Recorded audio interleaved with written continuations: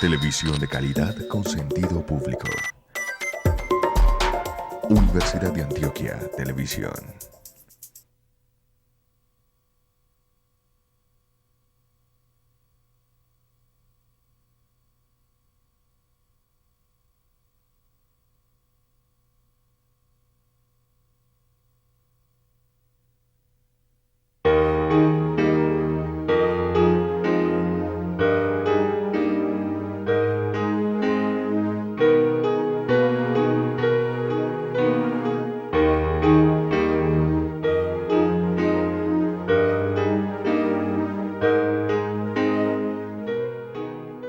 Mario, volvamos a su primera novela, Cuando pase el ánima sola. Gana el premio Vivencias, el jurado la elogia, hay un público que la recibe entusiasta. ¿Usted cómo recibe esa entrada al mundo literario colombiano? La historia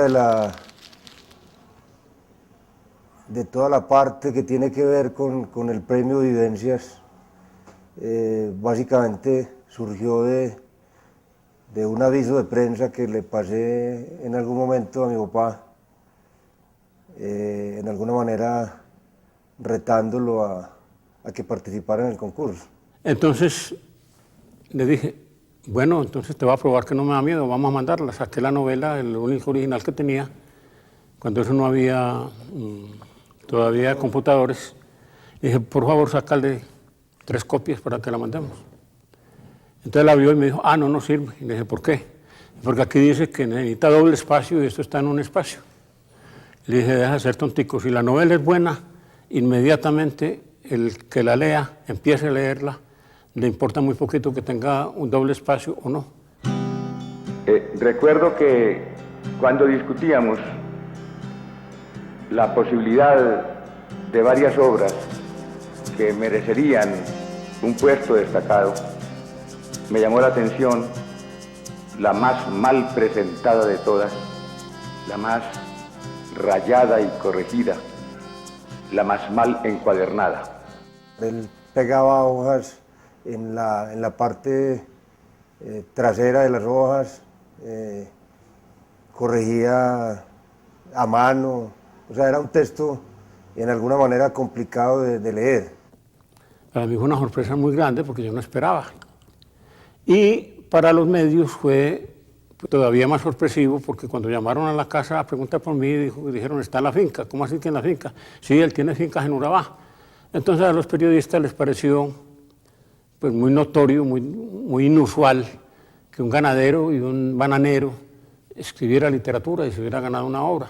El premio se lo ganó mi papá en el 79, yo recuerdo muy bien, tendría tal vez 12 años, 11 años. Lo que más me impactó a mí, pues, aparte de la romería de los periodistas, de las entrevistas, de las publicaciones en la prensa, fue verlo a él en todos los medios, ¿cierto? Llamaban del mundo, del colombiano, de muchas partes, y fueron muchos periodistas. En ese momento nos llenó a cada uno el corazón de alegría el pensar que en realidad él había hilado todas sus historias como él las quería y como él se las había soñado desde niño y que nadie creía en él. Las primeras fotos que se conocieron de él en la prensa, en pantaloneta en una canoa, con un revólver aquí al cinto y remando en una chalupa. Y sus historias de la selva y de todo lo que hacía por allá en el río León crearon como una especie de leyenda en torno a él. Y creo que fue un descubrimiento para la literatura nacional, porque se presentaba una obra desgarrada, una obra atrevida, una obra cruda, pero sin pornografía. Había erotismo, pero del bueno, y había un riesgo. Nosotros no conocíamos, ninguno del jurado, quién pudiera ser el autor. El hecho fue que descubrimos, honestamente, a un escritor nacional de primera categoría. Ganarse un concurso literario no equivale a que uno sea un gran escritor, ni siquiera prueba la calidad de la obra ganadora. Lo escribo yo, que he ganado 6 concursos de esa índole y que he sido jurado en otros 50 o 70 más. Lo que prima en un concurso es suerte. Parece ridículo decirlo, pero es. Suerte de que al jurado le guste lo que uno escribió, es decir, que el jurado sea afín a la obra de uno. Suerte hasta en que no se hayan presentado al concurso los que son mejores que uno. Diario de un escritor, página 5.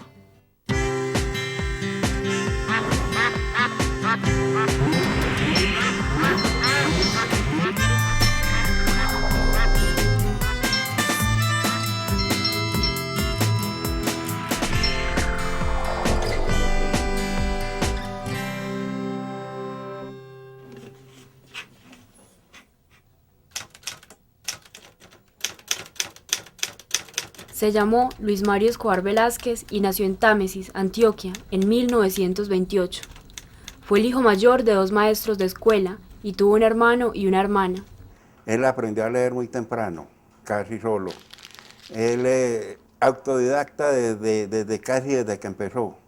En algunos de los libros él cuenta que se leyó íntegra la biblioteca de Jericó. Realmente fue así. Yo veía a Mario siempre con un libro, él me traía a mí los libros, pero Mario los devoraba, todos. Yo no fui tan buen lector.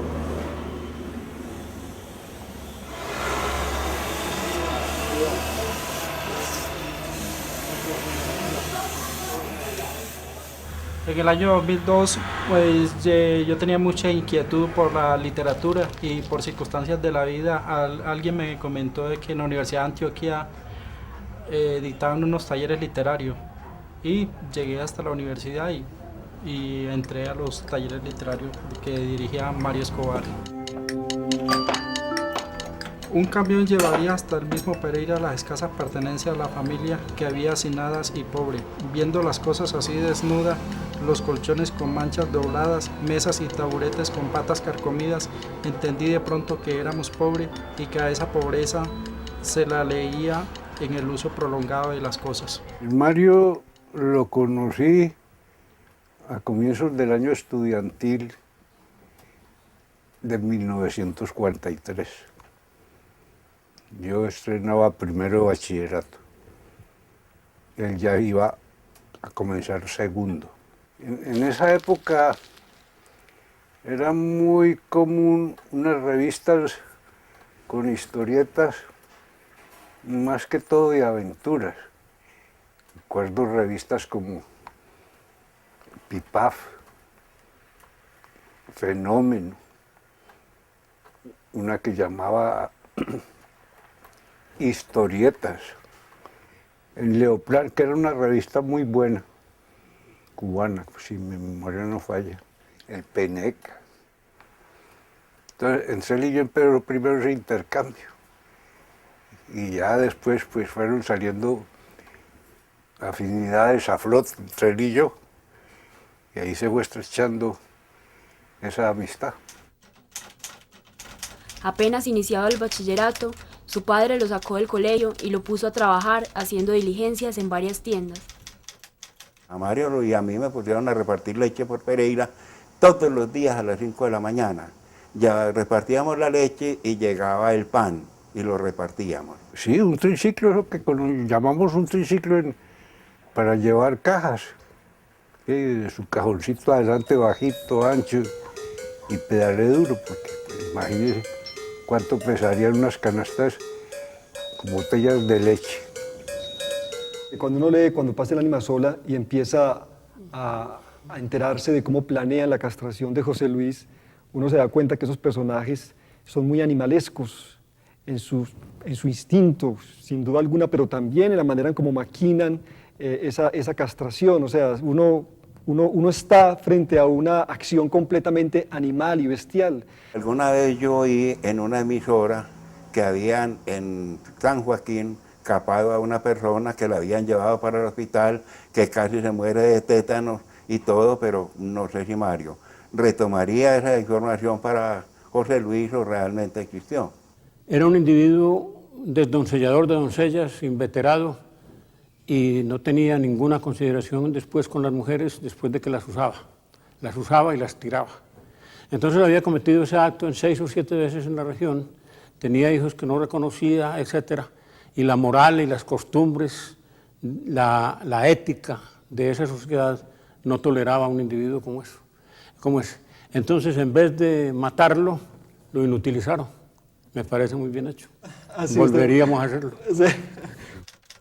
Muchos comentarios la tildaron de pornográfica, por la crudeza de los acontecimientos que encierra la obra, en la que Mario pintó, en personajes de pueblo que a todo el mundo pueden resultar monótonos como una camándula, unas personalidades vigorosas, dignas de asombro.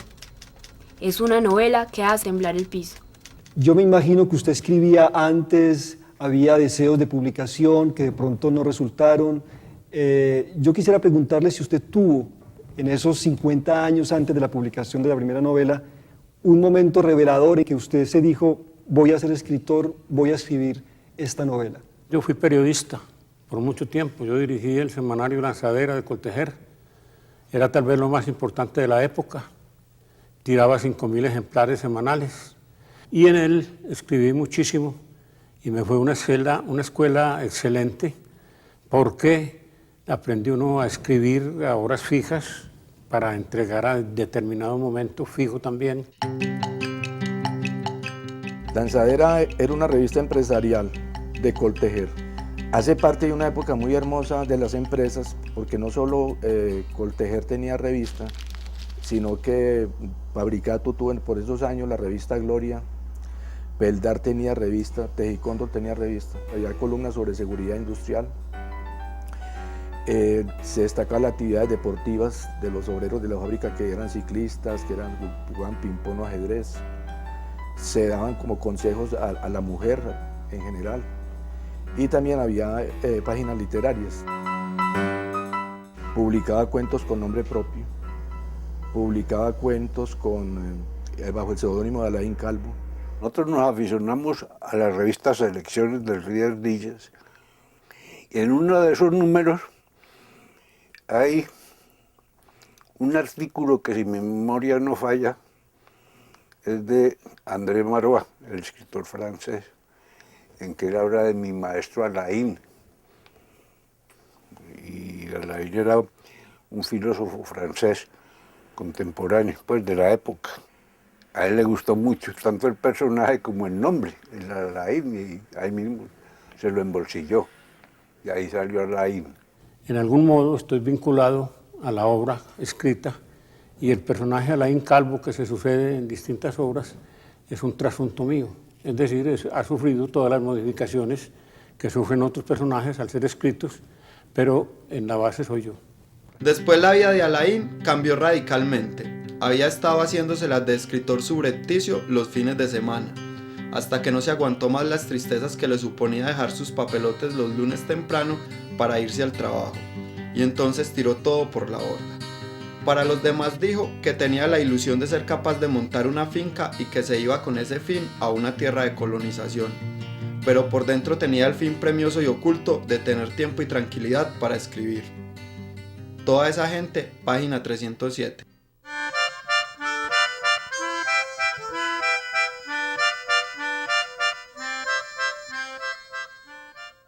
Siendo empleado de Coltejer y estando como director de Lanzadera, tomó la decisión de retirarse y de montar una pequeña empresa. Que él empezó con la moda de los anillitos, fue una moda en Medellín que él empezó a diseñar y sacó 3 o 4 modelos pues que de anillos fueron un boom, eso empezó a venderse, pero él primero sacaba los prototipos y los repartía entre todas las trabajadoras. Pero una industria es absorbente, le absorbe uno hasta los sueños. Es terrible, compromisos, pagos, cobros, los problemas de los trabajadores son los problemas propios de uno, etc. Entonces liquidé la industria para irme a cualquier parte en donde pudiera escribir, porque ya quería escribir. Chigorodó, noviembre 7 del 77. Claudia Ivón, una de las razones de este exilio, que va para los 4 meses, era la de terminar mi trabajito de literatura. Hace poco terminé. No puedo decirle que estoy contento. Con estas cosas uno va aprendiendo que lo que importa es ir más que llegar. Siempre se supo que en la obra a realizar cabía todo, incluida las perfecciones hasta la genialidad, y que en lo realizado no hay sino medidas y calificaciones. Él se levantaba muy temprano y escribía, ta, ta, ta, ta, ta, uno oía, pa, pa, pa. Entonces cuando uno se levantaba y salía y él escribía por ahí de 5 a 9 de la mañana, yo creo. Y ya a las 9 abandonaba su rol de escritor y era otra vez Tarzán, salía con sus bermudas de un color indefinible, el 38 largo aquí atrás, a sus labores del campo, a dar órdenes de finquero, de señor de la finca, a ordenar el trabajo de los chilapos, a ir a sanar el ganado, a ir a vacunar el ganado. En Urabá fui completamente feliz, unos 14 o 15 años. Allá empecé a escribir porque tenía en forma, ya dedicado, porque tenía tiempo suficiente. Las labores de una finca para el dirigente no son demasiadas ni muy pesadas. Y entonces yo aprovechaba mucho tiempo para escribir. Allá escribí Cuando pase el ánima sola y Un hombre llamado Todero. Yo he escrito 5 libros sobre Urabá porque es una tierra que me apasiona.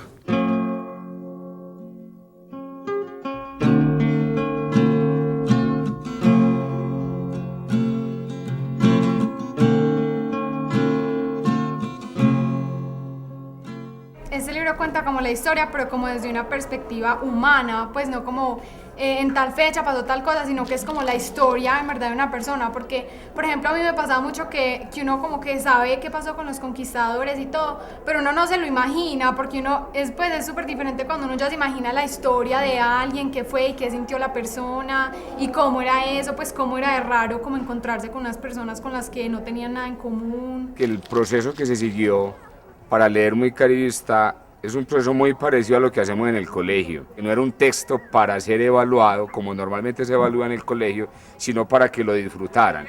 Y pues sí valió la pena el discurso que le vendió a los estudiantes, porque de 25 que se invitaron, 20 lo leyeron, y hasta el momento ha sido todo un éxito el ejercicio que ha desarrollado con ellos, porque tuvieron un amarre peor que el que yo he tenido, porque yo les he contado anecdóticamente cómo ha sido el traspaso del libro en el barrio de vecino en vecino después de que yo descubrí el libro.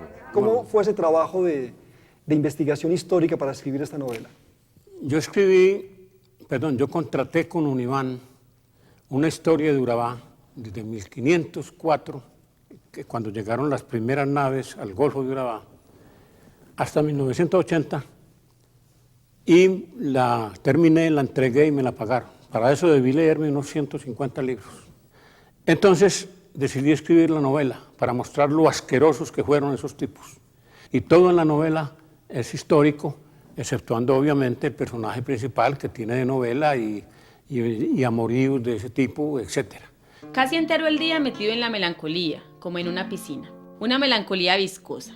Es que en la mañana me encontré con quienes me compraron la finca de Urabá sobre el río León, abajo del caño Tumaradó, y la recordé. Se habló poco de ella, porque cuando querían decírmela yo variaba. Allá tuve lo menos de cosas materiales que era posible. Un jergón, un mosquitero, una mesa para escribir, 4 trazos de cocina baratones, ni energía eléctrica ni agua corriente, pero sí libros a montones. En cada vez que salí de allá para volver, paré al otro lado del río para mirar la casa que yo mismo me hice casi entera y el pedazo de paisaje que me cabía en los ojos. Siempre salí triste y volví alegre. Pero cuando salí para no volver, no torné la cara. Estaba recordando el final de la novela Don Segundo Sombra de Ricardo Guiraldes. Me fui como quien se desangra. Diario de un escritor, página 21. Qué paradoja, se fue para la selva buscando paz para escribir, y de pronto en la selva ya no tenía paz para escribir, entonces decidió volverse. Entregó todo a los socios, lo vendió como pudo, y se vino a Medellín y aquí empezó a vivir de lo que sabía hacer, de escribir, y empezó a dirigir algunos talleres.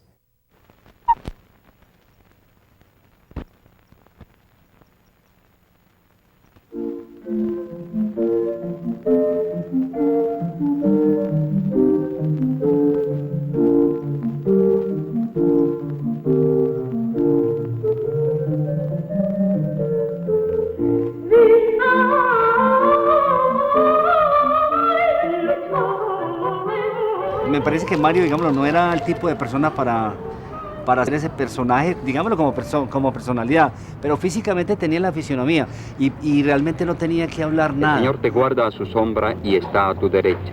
Él guarda tu alma. El Señor guarda tus entradas y salidas, ahora y por siempre.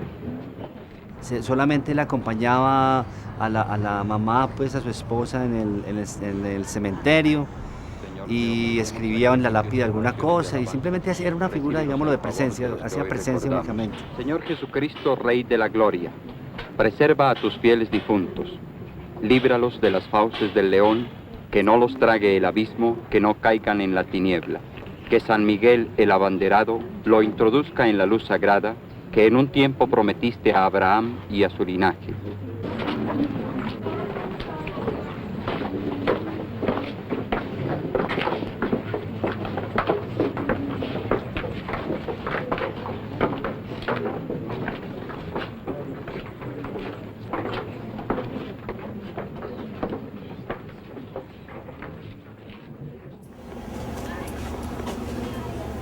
Muchas gracias. Bueno, todas las acciones del mono macho, aparentemente tan conscientes, eran conscientes. Lo decía la razón suya al analizarlas. Y entonces concluía de fuerza en que la razón y la conciencia no son meramente humanas. Y que por eso hay un Moisés para cada pueblo que lo requiere, hasta alguno con cola. Viene, me parece a mí, una de las partes más importante de su obra, que es la historia de animales, esos libros donde los personajes son animales, pero a veces parece que fueran seres humanos, las historias del Bosque Hondo, Marimonda, que es una novela corta, y En las lindes del monte, que usted reúne después en un libro que se llama Historia de animales. ¿Cómo es ese vínculo que usted establece entre animal y hombre? Marimonda era un mico al que yo conocí, muy bien conocido, y también la gata y también la perra, de manera que lo que hice fue transcribir. Los animales son maravillosos. Lo que pasa es que el orgullo humano ha llegado a creerse, a decir que son inferiores, pero ellos tienen en mucha parte un razonamiento que no es tan alto, digamos, ni tan lúcido, ni tan científico, ni tan literario como el de los seres humanos, pero indiscutiblemente razonan y son sumamente interesantes cuando uno los observa bien. Muchos dicen que los animales obran por instinto, él dice que los animales tienen razón y conciencia, que ellos no obran tanto por instinto, o sea que no tienen mucha diferencia con nosotros los humanos, y que tienen sentimientos, tienen todo, como no lo manifiestan porque no pueden hablar, pero que sí se pueden comunicar con nosotros a veces. Yo pienso que los animales sueñan porque él trata de aullar y trata de abrir los ojos y me patea así y volví acá dormido. Entonces yo creo que él tiene pesadillas. Yo creo que a él le va a hablar nomás. ¿Sí? Y a Ulises todos los días sueña. Él era un excelente cazador porque conocía toda la mecánica que involucra el conocimiento de los animales. Entonces sabía con toda propiedad y toda certeza cuál era, digamos, el razonamiento, si es que podemos llamarlo así, de un animal cuando se sentía perseguido. Voy a escribir un capítulo llamado Gato. Gato es desde luego un animal y estará inspirado en Bazuco y en Rufa, dos de mis gatos. Contar de él supone contar hechos lógicos, los que hacen su vida. Entonces, de necesidad absoluta, se requiere un conocimiento total de lo que un gato es, lo que hace, los cómo y los porqués de lo que hace. A esto yo he llamado conocimiento del tema. Diario de un escritor, página 33.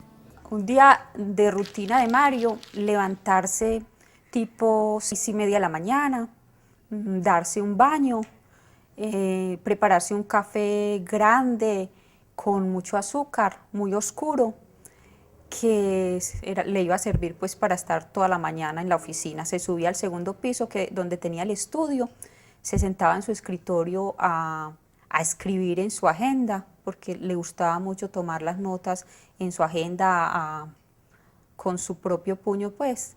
Sí, las agendas de mi papá pues cumplían, digamos que un doble propósito. Situaciones que le pasaban y se encontraba en el diario vivir, las iba plasmando ahí con el único propósito de en algún momento tener material para revisar y ensamblar en sus escritos. Y tenía un componente estético muy grande, que era el poder en esas páginas de esas agendas que no dedicaba a la escritura, dedicarlo a cosas bellas que para él eran innumerables, una de ellas la mujer. Él tenía centenares de fotos de mujeres de todas condiciones pegadas en esas agendas, pero tenía otras muchas cosas, tenía pegados animales, tenía pegados las cosas que a él le parecían bellas de apreciar. Era una persona que disfrutaba enormemente recortando en revistas como un niño chiquito todo lo que le gustaba. Llegó a tener, creo yo, que más de 50 agendas. Una agenda, pues más o menos de esas de ejecutivos, que no sea tan fácil quitarle las hojas, que si alguien la encuentra por ser una agenda piensa que va a tener plata o no sé, le ponen más atención. Y bueno, ¿y en qué consiste la agenda? En estar siempre en contacto con los pensamientos, con las ideas, con las observaciones, todo lo que, me decía, todo lo que quieras escribir, de todo. Recibí un paquete que contenía estas dos agendas de él, sus famosas agendas que escribió desde muy temprano, y en El Sinvergüenza, aparte de sus reflexiones muy buenas, de ideas sobre libros, comentarios sobre escritores o de amigos o lo que sea. Lo que más me llamó la atención de haberlas recibido es que las quería más que a la mamá.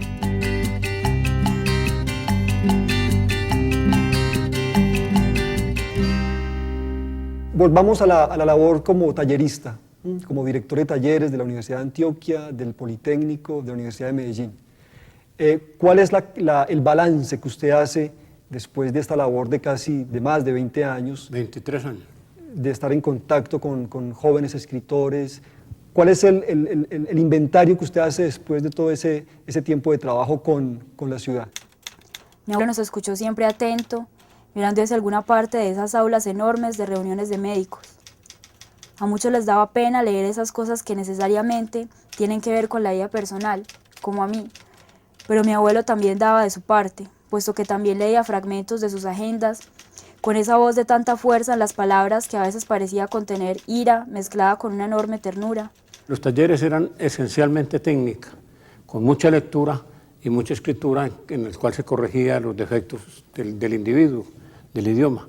Entonces yo creo que se le evitó a mucha gente una cantidad de tiempo.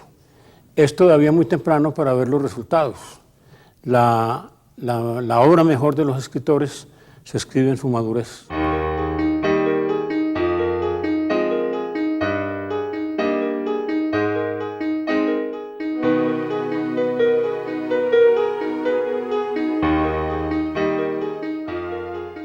Tenía que ser la palabra precisa por el diccionario, porque él le decía a uno que no podía sentarse a leer, a escribir sin el diccionario. Y no era cualquier diccionario, eran los que él decía, que por cierto yo nunca los tuve porque no los conseguí. Yo hacía en un diccionario común y corriente. Para muchos Mario Escobar era el maestro groserote, irreverente.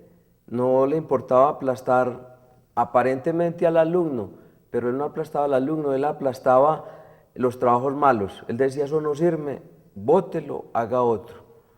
No muchos lo entendieron. Yo entiendo que de alguna manera esa era la razón para que hubiese tanta gente que se saliese muy pronto de haber empezado. Él tenía una frase que a mí no se me olvida. Él decía, a uno lo dejan los amigos, a uno lo deja la mujer, a uno lo deja el novio, a uno lo deja todo en la vida, pero lo único que a uno no lo deja es la literatura. Y por eso es que a ella hay que entregarle absolutamente todo y hay que dedicársele de tiempo completo. A menudo se le salían las lágrimas, como cuando leyó sus memorias sobre uno de sus hijos muertos, el menor de su primer matrimonio, tío mío, asesinado demasiado joven por andar metido en asuntos peligrosos. No se trataba de esas lágrimas ridículas o incómodas sobre las que nadie sabe qué decir o cómo consolar. Eran lágrimas de hombre, con las que todos nos sentíamos identificados, asombrados, conmovidos por una extraña energía que de repente nos rodeaba y que nos hacía sentir vivos. Usted hizo una antología de cuento antioqueño comentada, donde hace un prólogo, que es una especie de condensación de lo que usted piensa que es el cuento. El cuento es síntesis, el cuento tiene un solo personaje, que se desdobla. Un entorno, una filosofía. El cuento quiere probar algo. ¿Usted cree que esas normas cuentísticas deben cultivarse o que el buen autor también puede violarlas y proponer otras formas? Conservaron la camisa puesta y las medias, todos, algunos hasta el sombrero, o eso creyó, por siempre. Entraban con las botargas en la mano, desabrochando el pantalón, ponían en algunas partes del cigarrillo que fumaban, especie olía quemado. Para montarla solo usaron el cuchillo los 2 o 3 primeros, porque después no se resistió, ¿ya para qué? El gran problema de los cuentos, muchos, es que se desvían. Entonces, el cuento no es ni siquiera asunto de extensión. Hay cuentos extraordinariamente largos. Por ejemplo, El viejo y el mar de Hemingway es un cuento. Tiene un solo personaje y una sola acción y un solo entorno. El coronel no tiene quien le escriba de García Márquez es también un cuento, a pesar de su extensión. En cambio, las novelas tienen varios personajes y varias filosofías. Con sabor a fierro se puede decir que es una historia de una pareja de desplazados por la violencia, que vienen a la ciudad y ven que es más dura la ciudad para esa gente que no está en la vila, volviendo con engaños del mismo gobierno que la violencia se había terminado, que era una cosa que eran mentiras en esa época, para encontrar otro infierno que encontraron allá, como ver la muerte del esposo y las atrocidades que le hacen a su esposa. Mario tiene en sus cuentos todos verídicos. Allí estaba lo que le dio inicio, lo que le dio para escribir Sabor a Fierro. Eso fue absolutamente verdad. Existía Bernardo, existió Cecilia, existieron todos los personajes. La finca, la orilla del Magdalena, donde fue decapitado Bernardo, donde jugaron a fútbol con la cabeza. Y a mí me tocó ir allá a Puerto Berrío en una avioneta a sacar a Cecilia y a la familia que estaba dentro de esa cosa, con el dolor y absolutamente angustiado por esa escena que me tocó ver a mí también. Escribí en su versión primera ¿Acaso un tercio de Con sabor a fierro? Escribir es lo más hermoso que pueda ocurrirle a uno. Me ponía en las orillas del Magdalena como cuando bajaban los muertos. Ahora volví a tenerles el olor inmundo en avanzadillas y en postrimerías. Veía turbia el agua y grandote el río. Era como haber retrocedido 37 años. Diario de un escritor, página 141.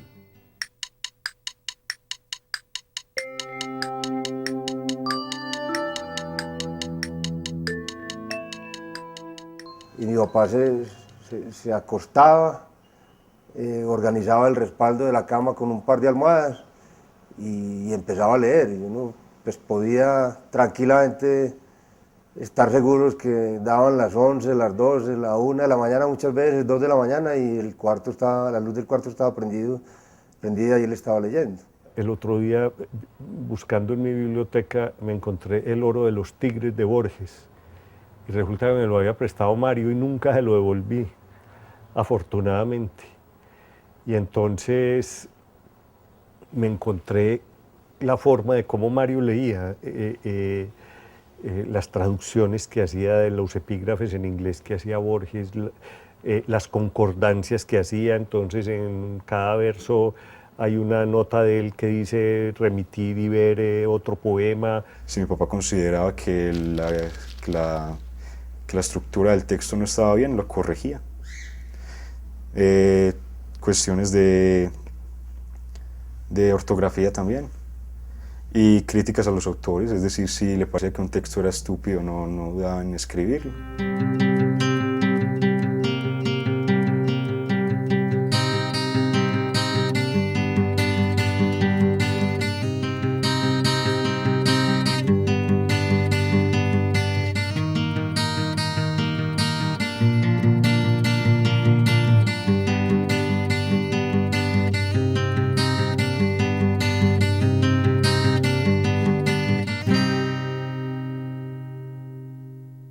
Si tuviera el dinero que he invertido en los libros, tendría una suma de mucha consideración, pero no amaría esa suma, ni ella me hubiera reportado lo que los libros. Cuando voy de librerías me rasco el bolsillo hasta la inopia. Luego voy sin pesos por la calle, con paquetes bajo el brazo, deseoso de llegar a meter los ojos por ellos. Como en otras veces, hoy compré más de los que puedo permitirme. No aprendo de mesuras en librerías. Después, las horas me son pocas. Diario de un escritor, página 55. Por ejemplo, yo a Guimaraes Rosa lo impresionó mucho. También James Joyce. Y lo impresionó Guimaraes por muchas cosas, pero una de ellas por ciertas palabras. Entre otras cosas, él tiene cuentos donde todo el efecto está alrededor de una palabra. Yo recuerdo mucho un cuento que le dimos vueltas y vueltas. Se llama Famigerado, así se llama el cuento. Y Mario después de eso le dio por inventar palabras.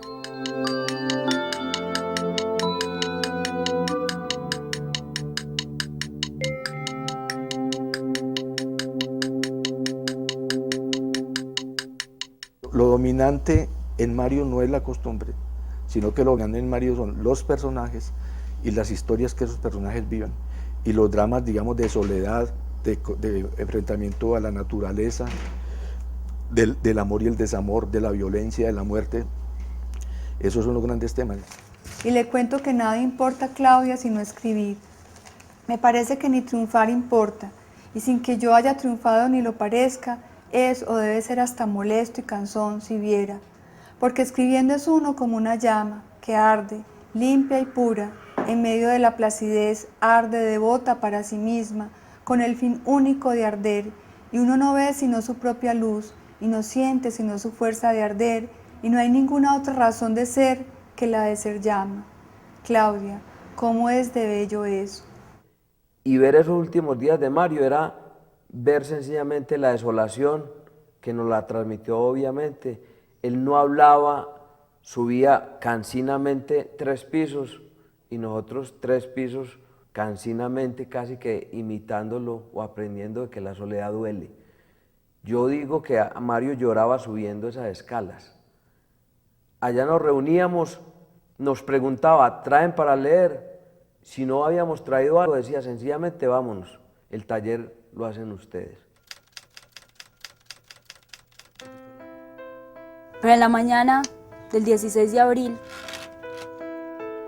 del 2007 vivió íntegro lo que escribió en su cuento Hasta que llegue el no ser, oyendo la Quinta Sinfonía de Beethoven. Se encontró decrépito, incapaz de vivir sin los aparatos que le digerían la comida y que le daban el oxígeno. Empezó a escuchar la 9ª Sinfonía de Beethoven, a la que amaba y consideraba como un tránsito entre 2 vidas. Mario fue un huracán forestal, un incendio, un hombre vivo. Y en memoria de él, este texto que me atrevo a escribir en la máquina Olivetti 82, en donde él escribió sus primeras novelas en Urabá y en Medellín, y la cual yo conservo amorosamente. Hasta siempre, comandante.